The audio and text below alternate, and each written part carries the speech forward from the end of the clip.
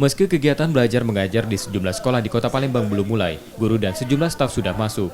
Di SMA Negeri 21 Palembang, guru dan staf sudah mulai seperti biasa. Sejumlah kegiatan dilakukan, mulai mempersiapkan materi daring hingga bahan tahun ajaran baru yang dijadwalkan Juli mendatang. Di tengah penyebaran COVID-19 dan penerapan PSBB Jilid 2 di Kota Palembang, sekolah menilai proses belajar daring tetap menjadi solusi. Jika kegiatan belajar mengajar tatap muka tetap akan dilaksanakan, harus ada pengaturan mekanisme KBM mulai dari pembatasan jumlah siswa hingga pembagian jam belajar. Kalau belajar anak, kelas itu bagus. Dan masuk itulah dibuat 2 sesi. Jadi ada yang pagi, ada yang sore. Jadi satu kelas jangan lebih dari 20 orang. Boleh.